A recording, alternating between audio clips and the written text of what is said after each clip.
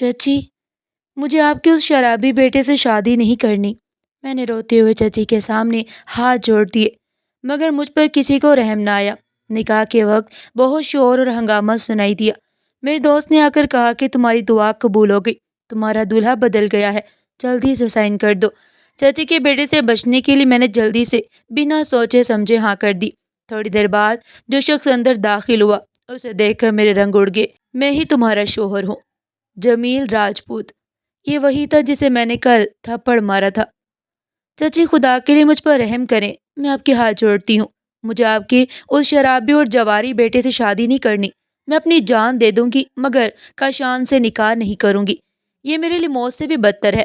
آپ جانتی ہیں کہ وہ کس قسم کا انسان ہے، پھر بھی آپ مجھے اس جہنم میں دھکیل رہی ہیں۔ میری روتی ہوئی آواز اور لرزتے ہوئے لہجے نے کمرے میں موجود خاموشی کو توڑ دیا، مگر سامنے صوفے پر بیٹھی صباحت بیگم کے چہرے پر رحم کا کوئی نام و نشان نہیں تھا۔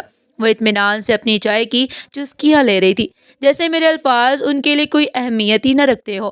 میرے آنسو فرش پر گر رہے تھے اور میں گھٹنوں کے بل ان کے سامنے بیٹھی اپنی زندگی کی بھیک مانگ رہی تھی، مگر وہاں موجود میری کزن زہرا کی ہونٹوں پر ایک طنزیہ مسکراہٹ تھی جو میرے زخموں پر نمک چھڑک رہی تھی۔ میرے چچا راشد صاحب سر جھکائے بیٹھے تھے۔ ان کی یہ خاموشی بتا رہی تھی کہ وہ اپنی بیوی کے فیصلے کے سامنے ہمیشہ کی طرح بے بس ہے۔ گھر کی دیواریں جو کبھی میرے والد کے کہکوں سے گونجتی تھی، آج میرے لیے اجنبی اور خوفناک ہو چکی تھی۔ میں نے ایک دفعہ پھر لرزتی آواز میں چچا کو پکارا کہ شاید ان کے دل میں اپنے بھائی کی بیٹی کے لیے کوئی نرم گوشہ جاگ اٹھے، مگر انہوں نے نظر اٹھا کر میری طرف دیکھنا بھی گوارا نہ کیا۔ صباحت بیگم نے چائے کا کپ میز پر رکھا اور انتہائی سرد لہجے میں کہا، امارا، اب ڈرامہ بند کرو، فیصلہ ہو چکا ہے اور اس گھر میں وہی ہوگا جو میں چاہوں گی۔ تمہارے پاس دو ہی راستے ہیں، یا تو عزت سے کشان کی بیوی بن جاؤ یا پھر سڑک پر دھکے کھانے کے لیے تیار ہو جاؤ، کیونکہ میں تمہیں اس گھر میں مزید مفت کی روٹیاں توڑنے نہیں دوں گی۔ میرا نام امارا ہے اور ابھی کچھ عرصہ پہلے تک میری زندگی خوبصورت خواب جیسی تھی۔ میرے والدین مجھے شہزادیوں کی طرح رکھتے تھے۔ میں اکلوتی لاڈلی بیٹی تھی، مگر تقدیر کا وار اتنا اچانک اور ظالم تھا کہ سب کچھ بگڑ گیا۔ ایک ناگہانی روڈ ایکسیڈنٹ نے مجھ سے میرے ماں باپ چھین لیے اور میں بھری دنیا میں بالکل تنہا رہ گئی۔ والد صاحب نے اپنی زندگی میں بہت محنت کر کے گھر بنایا اور قانونی طور پر اس ساری جائیداد کی وارث میں اکیلی تھی۔ یہی جائیداد جو میرے لیے تحفظ کا ذریعہ ہونی چاہیے تھی، اب میری سب سے بڑی مصیبت بن چکی تھی۔ والدین کے انتقال کے بعد میرے چچا راشد صاحب، جو ابو کے اکلوتی بھائی تھے، مجھے سہارا دینے کے لیے اپنے گھر لے آئے۔ شروع میں مجھے لگا کہ خون کے رشتے سب سے مضبوط ہوتے ہیں اور چچا مجھے اپنی بیٹیوں کی طرح رکھیں گے۔ مجھے کیا پتا تھا کہ ان کی بیوی صباحت بیگم کی نظریں میری یتیمی یا معصومیت پر نہیں، بلکہ اس کروڑوں کی جائیداد پر ہے جس کی میں مالک ہوں۔ وہ جانتی تھی کہ میں ابھی کم عمر ہوں اور مجھے آسانی سے باتوں میں الجھایا جا سکتا ہے، لیکن جیسے ہی ہم قانونی کارروائیوں سے فارغ ہوئے اور میں ان کے گھر منتقل ہوئی تو ان کا رویہ بدلنا شروع ہو گیا۔ پہل چھوٹی چھوٹی باتوں پر ٹوکنا شروع کیا گیا، پھر آہستہ آہستہ مجھے گھر کے کاموں میں لگا دیا گیا۔ وہ گھر جہاں میں ایک مہمان بن کر آئی تھی، اب وہاں میری حیثیت ایک ملازمہ سے بڑھ کر کچھ نہیں تھی۔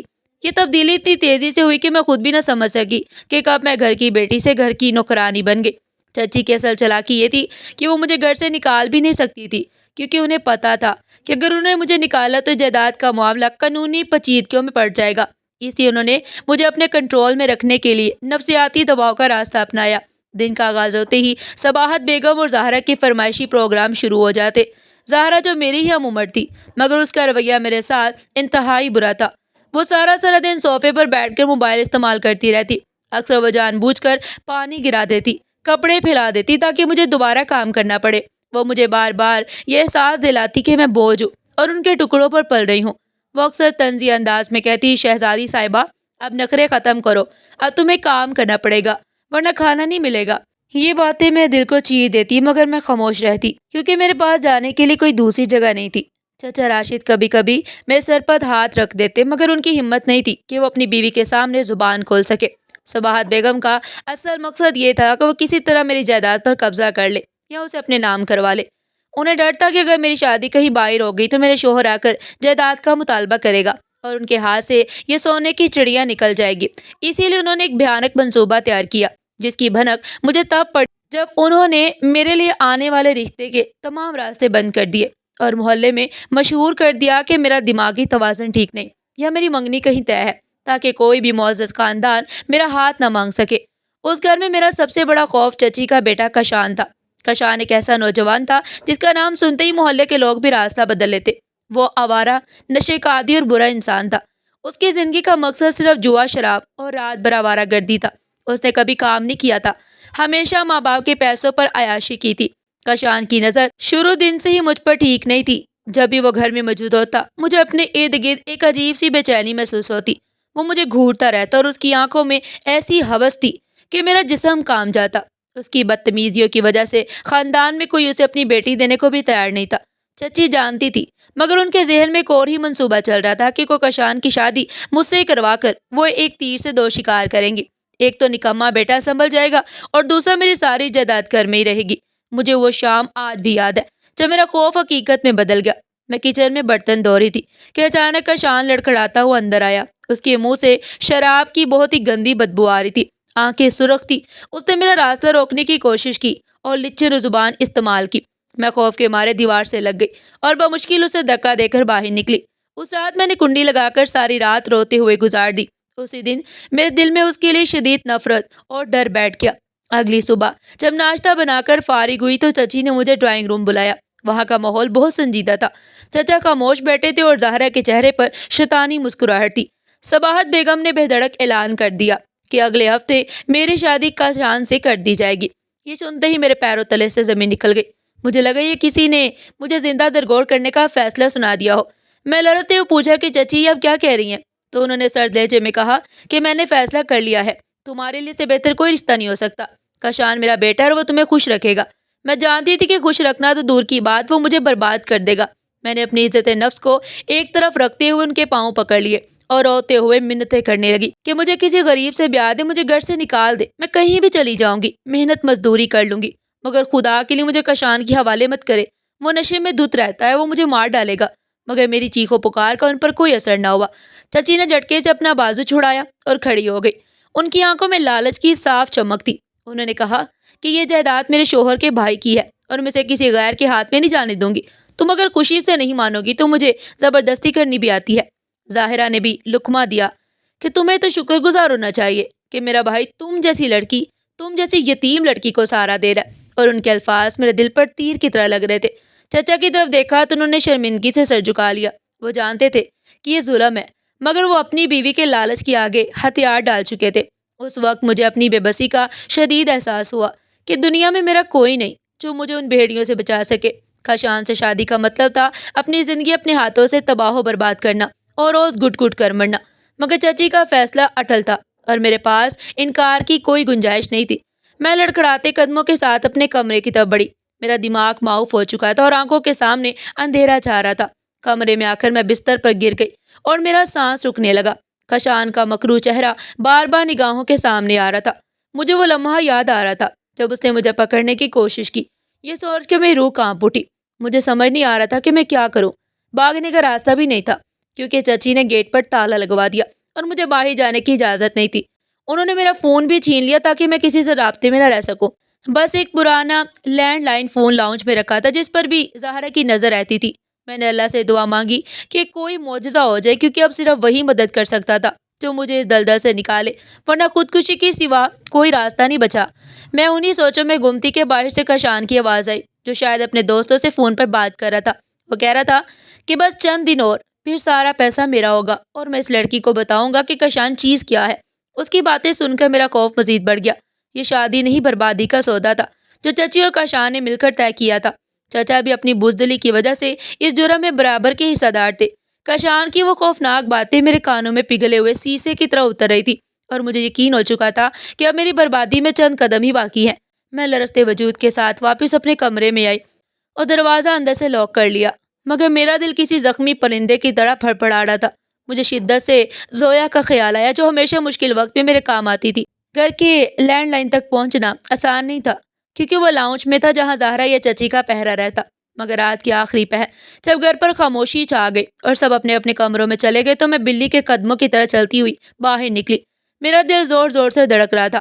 ہر آہٹ پر لگتا تھا کہ چچی یا کشان سامنے آ جائیں گے۔ میں نے لرزتے ہاتھوں سے زویا کا نمبر ملایا۔ دوسری طرف بیل جا رہی تھی اور میرا سانس رکا ہوا تھا۔ شکر ہے زویا جاگ رہی تھی، اس نے فون اٹھایا تو میں نے دبی سسکیوں کے ساتھ اسے سب بتا دیا۔ زویا انتہائی پریشان ہوئی۔ اس نے مجھے تسلی دی کہ وہ صبح ہوتے ہی کچھ نہ کچھ کرے گی۔ اس نے کہا کہ بھاگ جانا مسئلے کا حل نہیں، کیونکہ چچی اور کشان پولیس میں رپورٹ کر کے مجھے واپس لے آئیں گے اور حالات بدتر ہو جائیں گے۔ اس نے کہا کہ ہمیں قانونی راستہ اپنانا ہوگا۔ وہ مجھے کل صبح کسی بہانے سے گھر سے نکال لے گی اور اپنے بھائی جمیل راجپوت کے پاس لے جائے گی، جو شہر کا بہت بڑا وکیل ہے۔ اگلی صبح زویا اپنا وعدہ نبھاتے ہوئے گھر آ گئی۔ اس نے چچی کو بہکایا کہ وہ مجھے اپنی سالگرہ کی شاپنگ پر لے جانا چاہتی ہے۔ چچی پہلے نہ مانی، مگر جب زویا نے کہا کہ وہ میرا سارا خرچہ خود اٹھائے گی اور میرے لیے بھی کپڑے لے کر آئے گی، تو چچی کے لالچی دل میں نرمی آ گئی۔ انہوں نے سخت ہدایت کے ساتھ اجازت دی کہ 2 گھنٹے میں واپسی ضروری ہے۔ میں جلدی سے تیار ہوئی اور زویا کے ساتھ گھر سے نکل آئی۔ باہر آ کر مجھے لگا جیسے برسوں بعد فضا میں سانس لیا ہو۔ زویا نے راستے میں بتایا کہ اس کا بھائی جمیل راجپوت بہت سخت آدمی ہے اور عام طور پر گھریلو جھگڑے نہیں لیتا، مگر وہ اتنا قابل وکیل ہے کہ اگر اس نے میرا کیس لے لیا تو چچی اور کاشان کچھ نہیں بگاڑ سکیں گے۔ جمیل راجپوت کا نام میں نے بھی سن رکھا تھا، اس کی ذہانت اور دبدبے کی مثالیں دی جاتی تھی۔ زویا مجھے سیدھا اس کے دفتر لے گئی۔ وہ ایک بڑی شاندار عمارت تھی جہاں ہر طرف خاموشی اور نظم و ضبط تھا۔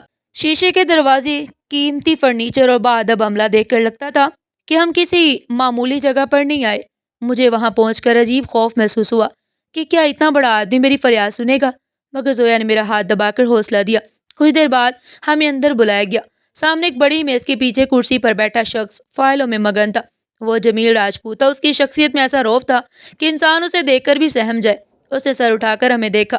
اس کی آنکھوں میں سنجیدگی تھی، چہرے پر کوئی تاثر نہیں۔ زویا نے میرا تعارف کرایا اور مختصر حالات بتائے۔ پھر میں نے ہمت کر کے پوری کہانی اسے سنائی۔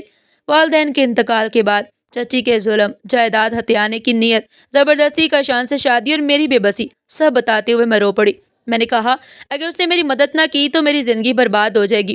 میں امید کر رہی تھی کہ وہ ہمدردی کرے گا، مگر بات ختم ہوتی ہی اس نے فائل بند کی اور سرد لہجے میں کہا یہ گھریلو معاملہ ہے اور خاندانوں کے جھگڑے میری فیلڈ نہیں۔ میں کارپوریٹ اور بڑے کرائم کیسز دیتا ہوں، ایسے جذباتی ڈراموں میں وقت ضائع نہیں کرتا۔ اس کے الفاظ میرے لیے کسی دھماکے سے کم نہیں تھے۔ میں نے تڑپ کر کہا کہ سر یہ جھگڑا نہیں، میری زندگی کا سوال ہے۔ وہ لوگ مجھ سے میری جائیداد چھین کر مجھے مار ڈالیں گے۔ آپ قانون کے رکھوالے، آپ کو میری مدد کرنی چاہیے۔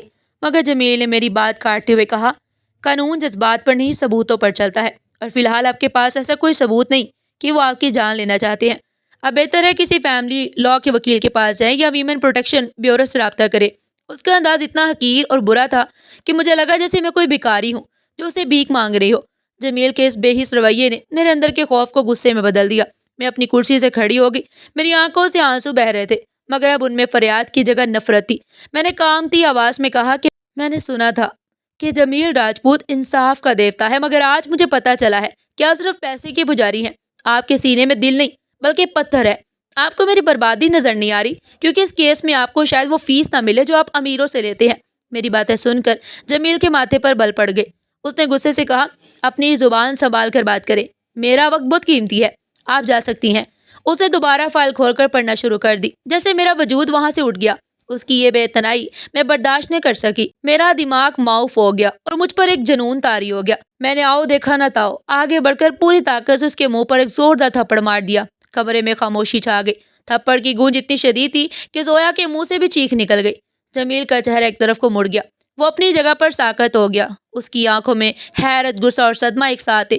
شاید اس کی زندگی میں کسی نے اس کے ساتھ ایسا کرنے کی جرات نہ کی ہو۔ اس نے آہستگی سے اپنا چہرہ سیدھا کیا اور میری آنکھوں میں دیکھا۔ اس کی نگاہوں میں ایسا لاوا تھا جس نے مجھے اندر تک جھلسا دیا۔ کچھ لمحے خاموشی رہی، پھر اس نے انتہائی دھیمی مگر خطرناک آواز میں کہا یہ تمہاری حرکت کے نتائج ہے، میں خود دیکھ لوں گا کہ تم کہاں سے نکلی ہو۔ مجھے کوئی یاد نہیں۔ زویا مجھے کھینچتے ہوئے باہر لائی۔ وہ خود بھی سہمی ہوئی تھی اور اسے سمجھ نہیں آ رہا تھا کہ یہ کیا ہو گیا۔ ہم گاڑی میں بیٹھے اور زویا نے مجھے گھر کے قریب اتارا۔ میرا پورا جسم کانپ رہا تھا۔ تھپڑ نہ مارنے کے بعد جو وقتی جوش تھا وہ تو ختم ہو چکا تھا، اور اب صرف خوف باقی تھا کہ میں نے اتنے بڑے آدمی سے دشمنی مول لے لی۔ اب میرا کیا ہوگا؟ جب میں گھر پہنچی تو چچی دروازے پر میرا انتظار کری کھڑی تھی۔ میرا چہرہ زرد اور آنکھیں سوجی ہوئی تھی۔ چچی نے مجھے گھورتے ہوئے کہا بہت ہو گئی آوارہ گردی، اب سیدھی اپنے کمرے میں جاؤ اور نکاح تک باہر نکلنے کی کوشش مت کرنا۔ انہوں نے وہیں کھڑے کھڑے مجھے وارن کر دیا کہ پرسوں میرا نکاح ہے، کاشان سے ہوگا، اور مولوی صاحب کو وقت دے دیا گیا ہے۔ یہ سن کر میرے پیروں تلے سے رہی سہی زمین بھی کھسک گئی۔ میرے پاس نہ بھاگنے کا راستہ تھا، نہ قانونی مدد کی امید، اور جس واحد شخص سے میں امید لگائے بیٹھی تھی اسے میں نے تھپڑ مار کر اپنی دشمنی مول لے لی تھی۔ میں اپنے کمرے میں آ کر بستر پر گر گئی اور پوٹ پوٹ کر زاروں کا تار ہونے لگی۔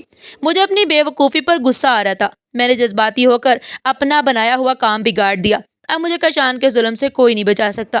رات ہو گئی مگر میری آنکھوں میں نیند کوسوں دور تھی، بس موت کی دعائیں تھی جو میرے لبوں پر تھی۔ دوسری طرف جمیل راجپوت اپنی کرسی پر اسی طرح بیٹھا تھا جیسے بت بن گیا ہو۔ اس کے گال پر میری انگلیوں کے نشانات ابھی ہلکے ہلکے محسوس ہو رہے تھے۔ وہ تھپڑ اس کے لیے جسمانی چوٹ نہیں بلکہ اس کے غرور اور مردانگی پر ایک زوردار ضرب تھی۔ وہ شہر کا مانا جانا وکیل تھا جس کے سامنے بڑے بڑے مجرم اور سیاستدان کانپتے تھے۔ آج ایک بے بس اور لاچار لڑکی نے اس کے دفتر میں آ کر اسے تھپڑ مار دیا تھا۔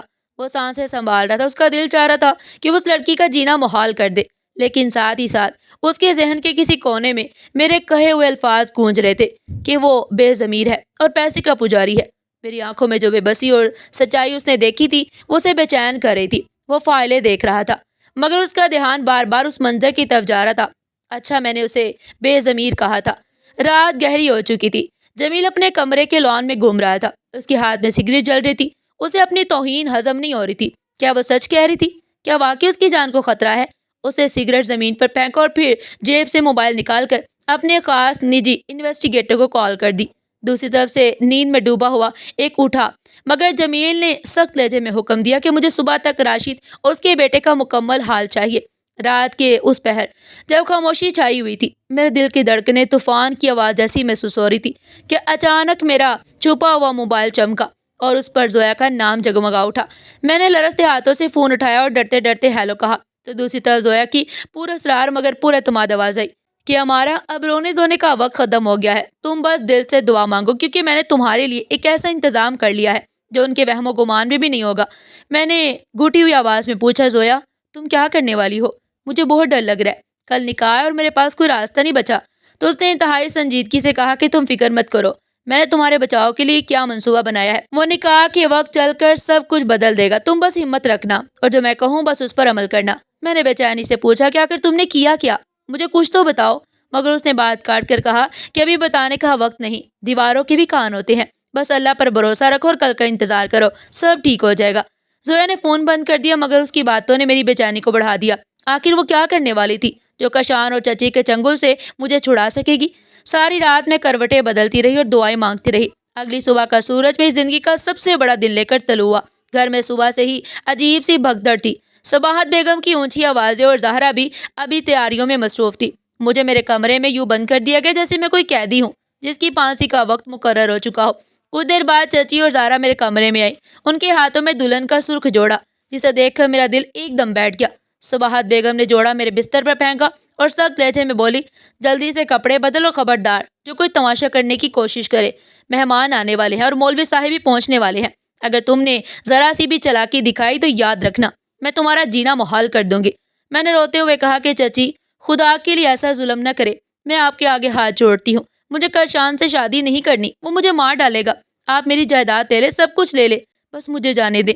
زہرا نے حقارت سے ہنستے ہوئے کہا امی اس کے مگرمچھ کے آنسو پر مت جائے، یہ صرف ہمیں ورگلا رہی ہے، اپنے جال میں پھنسا رہی ہے، اب ہمارا تمہارے پاس کوئی چارہ نہیں۔ چچی نے میرا بازو زور سے جھٹکا اور بولی باتیں مت بناؤ اور جلدی تیار ہو کر باہر آؤ ورنہ میں زبردستی بھی تمہیں لے جا سکتی ہوں۔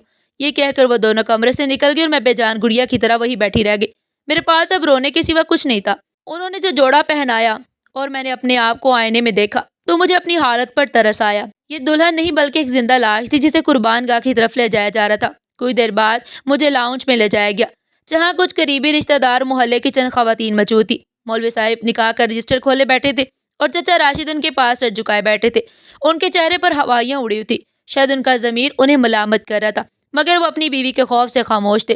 مولوی صاحب نے نکاح شروع ہی کرنا تھا کہ اچانک باہر کے دروازے پر زوردار شور شرابہ شروع ہو گیا۔ سب لوگ چونک کر دروازے کی طرف دیکھنے لگے۔ ابھی کوئی کچھ سمجھ پاتا کہ کشان لڑکھڑاتا ہوا اور نعرے لگاتا ہوا اندر داخل ہوا۔ اس کی حالت انتہائی خراب تھی، کپڑے میلے کچیلے اور وہ نشے میں دھت تھا۔ اس کے ساتھ 2-3 آوارہ قسم کے لڑکے بھی تھے جو شاید اس کے دوست تھے۔ کشان نے انتہائی اونچی آواز میں چیخنا شروع کر دیا کہ کہاں ہے میری ماں اور کہاں ہے وہ پیسے جن کا وعدہ کیا گیا تھا، نکاح بعد میں ہوگا، پہلے مجھے میرے پیسے چاہیے۔ صباحت بیگم تیزی سے آگے بڑھی اور گھبرا کر بولی کشان یہ کیا بدتمیزی ہے، ہوش میں آؤ، مہمان بیٹھے ہوئے ہیں، تم اس وقت کیا حرکتیں کر رہے ہو، جاؤ اندر جا کر منہ ہاتھ دھو کر آؤ۔ مگر کشان نے ایک زوردار جھٹکے سے اپنی ماں کا ہاتھ پرے کر دیا اور نشے میں لرزتی آواز میں بولا کہ مجھے مت سکھاؤ کہ کیا کرنا ہے، تم نے کہا تھا کہ آج اس لڑکی سے نکاح کر لو تو ساری جائیداد ہماری ہو جائے گی اور مجھے میرا حصہ ملے گا۔ میں نے تمہاری بات مانی، اب مجھے ابھی اور اسی وقت 6 لاکھ روپے نقد چاہیے، ورنہ میں یہ نکاح نہیں کروں گا اور سب کو بتا دوں گا کہ تم لوگوں نے کیا سازش رچائی ہے۔ کشان کی ان باتوں نے پورے مجمع میں سنسنی پھیلا دی۔ محلے کے لوگ ایک دوسرے کو دیکھ کر باتیں کرنے لگے۔ مولوی صاحب نے غصے سے قلم میز پر رکھ دیا اور رخصتی کے تمام انتظامات رکھنے والے افراد کو دیکھ کر بولے کہ یہ کیا تماشا ہے؟ آپ کا لڑکا تو نشے میں دھت ہے اور سر عام جائیداد ہڑپنے کی باتیں کر رہا ہے۔ اسلام میں ایسے نکاح کی کوئی گنجائش نہیں، جہاں نیت ہی خراب ہو اور لڑکا ہوش میں نہ ہو۔ راشد صاحب نے کشان کو پکڑنے کی کوشش کی اور منت کرتے ہوئے کہا کہ بیٹا خدا کا خوف کرو، کیوں اپنی اور ہماری عزت خاک میں ملا رہے ہو؟ خاموش ہو جاؤ، ہم بعد میں بات کریں گے۔ مگر کشان پر جیسے شیطان سوار تھا، اس نے اپنے باپ کو بھی دھکا دے دیا اور گالیاں بکنے لگا کہ کیسی عزت اور کیسا خوف، مجھے میرا پیسہ دو ورنہ میں ابھی آگ لگا دوں گا، سب کچھ۔ زہرا بھی ڈر کے مارے کونے میں دبک گئی اور صباحت بیگم کا چہرہ غصے اور شرمندگی سے لال ہو رہا تھا۔ وہ بار بار کشان کو چپ کرانے کی کوشش کر رہی تھی مگر وہ قابو سے باہر ہوتا جا رہا تھا۔ شور شرابہ اور ہنگامہ اتنا بڑھ گیا کہ پڑوسی بھی دروازے پر جمع ہو گئے۔ صورتحال ہاتھ سے نکلتی جا رہی تھی کہ اچانک باہر پولیس کے سائرن کی آواز آئی اور اگلے ہی لمحے سادہ لباس میں بلبوس چند سخت گیر افراد اور 2 وردی والے پولیس اہلکار اندر داخل ہوئے۔ پولیس کو دیکھ کر سب پر سختہ طاری ہو گیا۔ کشان جو ابھی تک شیر بنا ہوا تھا پولیس کو دیکھتے ہی بیگی بلی بن گیا۔ پولیس انسپکٹر نے آگے بڑھ کر کشان کا بھی گریبان پکڑ لیا اور کڑک در آواز میں کہا کہ ہمیں خبر ملی ہے کہ یہاں شراب پی کر ہنگامہ رہی کی جا رہی ہے اور جوئے بازی کا اڈا بنا ہوا ہے اور تم ہی وہ شخص ہو جو محلے کا امن خراب کر رہے ہو۔ صباحت بیگم چیخ کر بولی کہ آپ غلط سمجھ رہے ہیں، یہ میرا بیٹا ہے اور آج اس کی شادی ہے، یہ تو بس تھوڑی سی غلط فہمی ہوگی ہے، اب اسے چھوڑ دے۔ پولیس والوں نے کشان کو ہتھکڑی لگا دی، اسے مزاحمت کی کوشش کی مگر پولیس اسے گھسیٹتے ہوئے باہر لے گئی۔ کشان چیختا رہا کہ امی مجھے بچاؤ، پولیس اسے لے گئی اور پیچھے خاموشی اور صدمہ چھوڑ گئی۔ پولیس مولوی صاحب اٹھتے ہوئے بولے کہ میں ایسے گھر میں نکاح نہیں پڑھا سکتا جہاں حرام حلال کی تمیز نہ ہو، میں جا رہا ہوں۔ صباحت بیگم ان کے راستے میں آ گئی اور ہاتھ جوڑ کر بولی کہ مولوی صاحب خدا کے لیے رک جائیں، ہماری عزت کا سوال ہے، اگر بارات واپس چلی گئی یا نکاح نہ ہوا تو ہم کہیں منہ دکھانے کے قابل نہیں رہیں گے، ہم کوئی اور انتظام کرتے ہیں۔ اس تمام ہنگامے کے بعد ایک عجیب سی حبس زدہ خاموشی کمرے میں چھا گئی۔ میں اپنی جگہ پتھر بنی بیٹھی تھی، مجھے یقین نہیں آ رہا تھا کہ اللہ نے میری دعا اتنی جلدی سن لی اور وہ شخص جو میرے لیے عذاب بنا ہوا تھا اپنے انجام کو پہنچ گیا۔ مگر اب سوال یہ تھا کہ میرا کیا ہوگا؟ چچی اور چچا سر پکڑے بیٹھے تھے اور زہرا رو رہی تھی۔ اتنے میں دروازہ ایک دفعہ پھر زور سے کھلا اور زویا بھاگتی ہوئی اندر داخل ہوئی۔ اس کے چہرے پر پسینہ مگر آنکھوں میں عزم تھا۔ وہ سیدھا میرے پاس آئی۔ میں نے حیرانی سے پوچھا کہ زویا یہ کیا ہو رہا ہے؟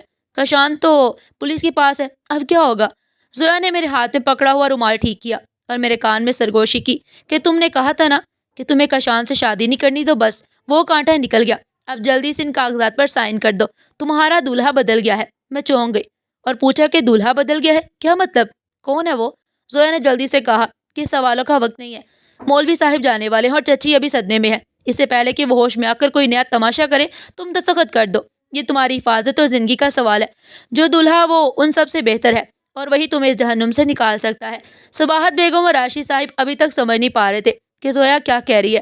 انہوں نے زویا کو دیکھا تو زویا نے بلند آواز میں کہا کہ جی ہاں، کشان تو بدنام ہو چکا ہے، لیکن ہماری بچی کی عزت بچانے کا ایک ہی راستہ ہے، میرے پاس ایک رشتہ ہے جو ابھی اور اسی وقت نکاح کے لیے تیار ہے، وہ لڑکا شریف بھی ہے اور عزت دار بھی، مولوی صاحب بھی موجود ہے، تو کیوں نہ یہ نیک کام ابھی ہو جائے۔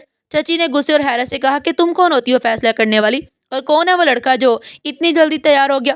زویا نے مسکرا کر کہا کہ وہ لڑکا باہر گاڑی میں موجود ہے اور شہر کا معزز ترین آدمی ہے، اس نے خود یہ رشتہ بھیجا ہے، اگر آپ نے انکار کیا تو سوچ لیں کشان پر کیس کتنا مضبوط ہے اور جائیداد کا معاملہ بھی کھل سکتا ہے۔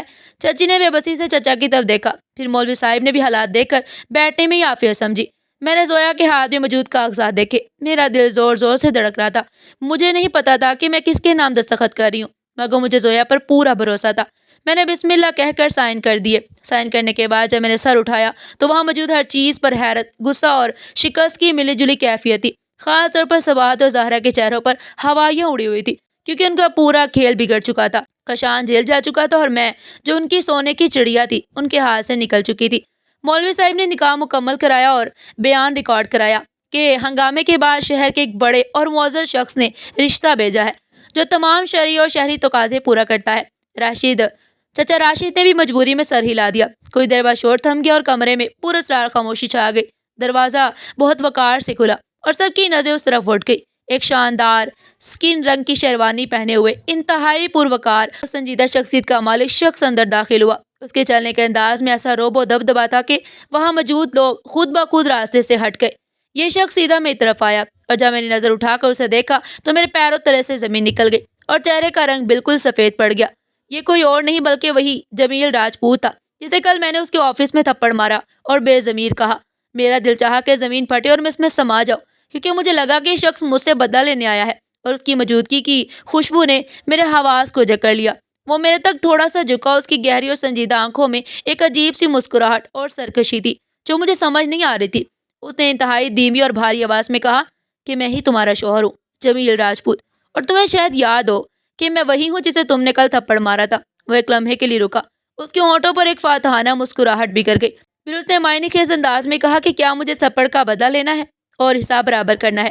اس کی بات سن کر میں کانپ گئی، مگر اس کی آنکھوں میں غصے کی بجائے ایک عجیب سی نرمی تھی جو مجھے حیران کر رہی تھی۔ تبھی زویا آگے آئی اور بتایا کہ سب جمیل بھائی کا ہی پلان تھا۔ جب میں ان کے آفس سے نکلی تو انہیں اپنی غلطی کا احساس ہوا اور انہوں نے میرے لیے سب کچھ کیا۔ بعد میں جب ہم وہاں سے نکلنے لگے تو جمیل نے سب کے سامنے بتایا کہ زویا کی مدد سے اس نے راتوں رات کشان کی شراب نوشی، جوئے اور جائیداد کی سازش کے سارے ثبوت اکٹھے کیے اور پولیس کو بروقت اطلاع دی تاکہ وہ رنگے ہاتھوں پکڑا جائے۔ اس نے کہا کہ اس نے میری حفاظت کا ذمہ لیا ہے کیونکہ وہ جان گیا تھا کہ میں بے قصور ہوں اور یہ لوگ ظالم ہیں۔ اس نے مجھ سے شادی اس لیے کی تاکہ اس خاندان سے مجھے فوری اور قانونی تحفظ مل سکے، کیونکہ بطور شوہر وہ میرا قانونی سرپرست بن سکتا تھا اور کوئی مجھے ہاتھ نہیں لگا سکتا تھا۔ اس نے اعتراف کیا کہ وہ تھپڑ اسے ضمیر کی آواز بن کر لگا جس نے اسے مجبور کیا کہ وہ صحیح کام کرے اور ایک مظلوم لڑکی کی مدد کرے۔ اگلے دن صبح سویرے جمیل میرے پرانے گھر پہنچا جہاں چچی اور زہرا ابھی تک صدمے میں تھی۔ جمیل نے انہیں قانونی نوٹس تھماتے ہوئے سخت وارننگ دی اور بتایا کہ اب امارا ان کے ساتھ نہیں رہے گی اور نہ ہی وہ اس گھر میں دوبارہ قدم رکھے گی جب تک جائیداد کا معاملہ حل نہ ہو جائے۔ اس نے دو ٹوک الفاظ میں واضح کر دیا کہ وہ امارا کا شوہر ہونے کے ناطے اس تمام منقولہ اور غیر منقولہ جائیداد کا قانونی نگران ہے، اور اگر کسی نے امارا کو ہراساں کرنے کی کوشش کی یا اس کے بارے میں کوئی غلط افواہ پھیلائی تو وہ انہیں عدالت میں گھسیٹے گا اور اتنی سخت سزا دلوائے گا کہ وہ یاد رکھیں گے۔ چچی جو کل تک شیر بنی پھرتی تھی اب بیگی بلی بنی کھڑی تھی، کیونکہ وہ جانتی تھی کہ جمیل راجپوت سے ٹکر لینا ان کی اوقات سے باہر ہے اور کشان کی ضمانت بھی اب ناممکن لگ رہی تھی۔ جمیل مجھے اپنے گھر لے آیا اور شہر کے پوش علاقے میں ایک بہت خوبصورت بنگلہ تھا۔ وہاں پہنچ کر مجھے پہلی دفعہ احساس ہوا کہ سکون کیا ہوتا ہے۔ اس کی والدہ نہایت شفیق اور مہربان خاتون تھی جنہوں نے مجھے دیکھتے ہی گلے لگا لیا اور ماتھا چوم لیا۔ زویا بھی وہیں تھی اور بہت خوش تھی۔ میرے لیے سب کچھ کسی خواب سے کم نہیں تھا۔ کل تک میں جس جہنم میں جل رہی تھی آج وہاں سے نکل کر جنت جیسے ماحول میں آ گئی تھی۔ یہ خوفناک خواب سے خوبصورت حقیقت کا سفر تھا۔ جمیل اپنی ذمہ داریوں کو بخوبی نبھا رہا تھا۔ یہ خوفناک خواب سے خوبصورت حقیقت کا سفر تھا۔ جمیل اپنی ذمہ داریوں کو بخوبی نبھا رہا تھا اور اس نے مجھے گھر میں مکمل عزت اور مقام دیا، مگر میرا دل ابھی بھی شرمندگی اور احساس جرم سے بھرا ہوا تھا۔ ایک شام جب بارش بہت تیز ہو رہی تھی، میں بالکنی میں بیٹھی تھی کہ جمیل میرے لیے چائے کا دھواں اڑاتا کپ لے کر آیا اور میرے سامنے بیٹھ گیا۔ اس کے رویے میں اتنی اپنائیت تھی کہ میری ہمت بندھی۔ میں نے کپ ہاتھ میں لیا اور کانپتی آواز میں اسے تھپڑ کے لیے معافی مانگی۔ میں نے کہا کہ مجھے معاف کر دے۔ میں نے غصے اور بے بسی میں آپ پر ہاتھ اٹھایا تھا۔ میں بہت شرمندہ ہوں۔ جمیل نے میری جانب دیکھا۔ اس کے چہرے پر پہلی دفعہ اتنی گہری نرمی اور محبت تھی۔ اس نے مسکراتے ہوئے کہا، تمہیں معافی مانگنے کی ضرورت نہیں ہے۔ وہ تھپڑ میری غفلت کی سزا تھی اور شاید مجھے اس کی ضرورت بھی تھی تاکہ میں اپنی انا کے حصار سے باہر نکل سکوں۔ میں تمہیں ایک ہفتے بعد قانونی نوٹس دینے والا تھا، لیکن تم نے مجھے وہ کام فوری طور پر کرنے پر مجبور کر دیا جو میرا انسانی اور اخلاقی فرض تھا۔ تمہاری اس جرأت نے مجھے تمہارا گرویدہ بنا دیا اور سچ تو یہ ہے کہ میں تم سے محبت کرنے لگا ہوں امارا اس کے اس اعتراف نے میرے دل کے سارے خدشات دور کر دیے اور مجھے یقین ہو گیا کہ اب میں محفوظ ہاتھوں میں ہوں۔ جمیل نے اپنا وعدہ پورا کیا اور اگلے مہینے تمام جائیداد کی قانونی کارروائی مکمل کی۔ اس نے چچا راشد کے ضروری حقوق محفوظ رکھ کر اور انہیں ان کا جائز حصہ دے کر باقی تمام ملکیت مکمل طور پر میرے نام پر منتقل کروا دی۔ چچی اور کاشان کی تمام سازشیں ناکام ہو گئی اور انہیں اپنے اعمال کا پھل ملا۔ کاشان کو لمبی جیل ہوگی اور چچی کو اپنی باقی زندگی شرمندگی اور پچھتاوے میں گزارنی پڑی، کیونکہ انہوں نے لالچ میں آ کر اپنے ہی بیٹے کی زندگی تباہ کر دی اور گھر کا سکون برباد کر لیا۔ آج میں اور جمیل بہت خوشحال اور محبت سے زندگی گزار رہے ہیں۔ جمیل نے میرا ہاتھ تھام کر مجھے دنیا کے سامنے سر اٹھا کر جینے کا حوصلہ دیا۔ میں اس تھپڑ پر اب شرمندہ نہیں ہوں، بلکہ یہ میرے اور جمیل کے لیے نجات کا ذریعہ ثابت ہوا۔ جس نے ہماری تقدیر بدل دی۔ میں نے یہ سیکھا کہ غیرت و جرأت کبھی ضائع نہیں جاتی۔ مشکل وقت میں اپنے حق کے لیے آواز اٹھانا اور ہمت دکھانا بعض اوقات انسان کی پوری زندگی بدل دیتا ہے، اور سچی رحم دلی صرف احساس میں نہیں بلکہ عمل میں ہوتی ہے۔ ناظرین، آپ کو ہماری آج کی یہ کہانی کیسی لگی؟ کمنٹ سیکشن میں اپنی قیمتی رائے کا اظہار ضرور کیجیے گا، اور اس طرح کی مزید سبق آموز کہانیاں سننے کے لیے ہمارے چینل ایڈیو پن پوائنٹ کو سبسکرائب کریں۔ ویڈیو پسند آئی ہو تو ویڈیو کو لائک کریں اور چینل کو سبسکرائب کریں۔ پھر کل ملتے ہیں ایک نئی کہانی کے ساتھ، تب تک کے لیے اللہ حافظ۔